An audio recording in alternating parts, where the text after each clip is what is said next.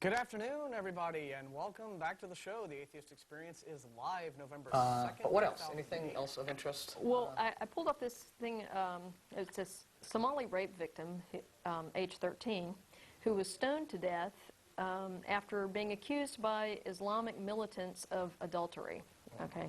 Now, there are so many problems on so many levels with this story, not the least of which is 13 years old, adultery, meaning she must have been married at 13. There's a little problem there. I doubt that was really her choice. You think? But they did it in a stadium with 1,000 spectators. They stoned her to death for... And she said that 3 men had raped her. Let's think about this for a minute. Now, try to visualize it. A stadium with 1,000 spectators gathers in the year 2008. Yes. In the 21st century, people are gathering at a stadium to watch a child get murdered. And this is a good thing. This in their culture. Yeah. Yes. Okay. Yeah. Yeah. I mean, case closed. This is a barbaric religion that should not exist. Case closed. Yeah, this is what this is what a theocracy gets you. Yeah, I know. And all of the Christian fundamentalists who say, oh, well, the only reason you go after us is because we're not dangerous, horrible bomb throwers like the Muslims are, and you're scared of them, so that's why you don't attack them. I'll say right now on the TV, screw Islam. It needs to disappear. Okay, there's no place for it in the 21st century. All right, that's it, done deal. If your religion, I don't care what it is, it just happens to be this one, validates and supports the act of, let's gather together at a stadium. Let's fill a stadium full of people to watch a child get murdered, all right? You are subhuman. Okay? Period. You don't deserve to even be part of this species. I don't care. Okay? Because there is no way to validate that morally. Okay? Yeah. End of story. That's the end of the story on that. Well, and I guess the initial news reports said that she was 23, and later her father said, no, she's only 13. But even if she had been 23, that would not in any way mitigate the horror of stoning someone to death for allegedly committing adultery. Even if she were 23, even if she committed adultery, she doesn't deserve to be stoned to death. She deserves to have her husband divorce her.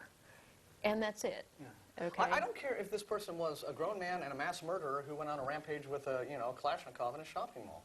You don't gathering people together for this blood sport in a stadium to stone them. That's not how you handle these things. You have courts and due process. That's just kind of how it works if you're a human being. I would think someone with at least if you are sinking to the if you're sinking to the level of the people that you're accusing of crimes and punishing for crimes. If your way of handling that criminal act is to stoop lower than they did.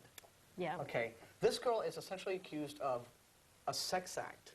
So what do? We get 1,000 barbarians together in a stadium to watch this child get murdered, have her head, her body crushed by stones. Yes. Okay. Whatever, I'm sorry. Whether she was raped or had or had sex willingly or anything, whatever she did. Okay, there's not even a number. Okay, I mean the digits don't go high enough to express the difference in degree between her act that she's accused of and their way of handling it. Exactly. There is simply no justification. And just it's subhuman and barbaric. For those people who say that we give Islam a pass on stuff, let me point out the fact that according to this article, Somalia is one of the world's most violent and impoverished countries, and 1/4 of the Somali children born will die before the age of 5. So, and I would also point out that most of the people in Somalia are Muslims. So, if your God is real, I think Allah's given you guys the finger. Yeah. So you might want to rethink your position on that. And I'll also add, that I've lived in Dubai and I've traveled in the Middle East, and I have met more, of the nice Muslims than I can have, and they are truly wonderful folks. Okay. I mean, they're probably not the barbarians. They're not the guys who go to the stadiums to watch mass murder or any sort of act of violence. But the belief itself, if you're able to do this, if you are able to do this act and justify it by your beliefs, then you are a subhuman.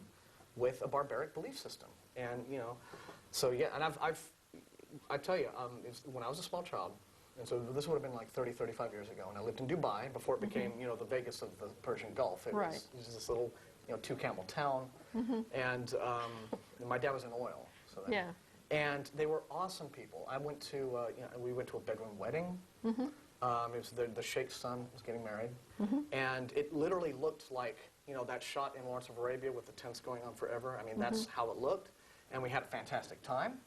And so, yeah, so so please don't call up and say, well, what about all the nice? I know those people. I know them personally, okay? Many nice Muslims out there, as are nice people in any other religion.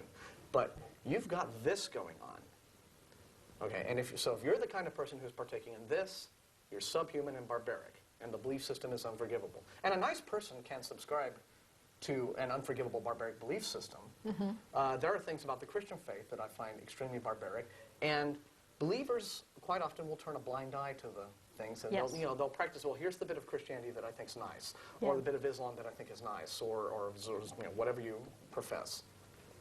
And the bad stuff, you'll either say, well, that doesn't really pertain to my life, or it's been misinterpreted, or it doesn't really say that, or the most common one, the people doing that aren't true X. Yeah, the no true Scotsman fallacy. You're not a real Christian, you're not a real Muslim, you know, you're not a real person, you're someone who's perverted and distorted. In that case, you know, where are the folks of the faith standing up against the people of the faith who are doing the bad things? And of course, in Somalia, you don't do that because you get killed, because you know there's actually no functioning government there either. Because the bad guys have the guns and the bombs and the weapons, and you know, the few good people who may very well live there are living in fear because they're getting don't want stoned to death in front of 1,000 people. They don't want to, you know, to be, you know, the encore of a stoning act. So really horrible. I'm gonna get some.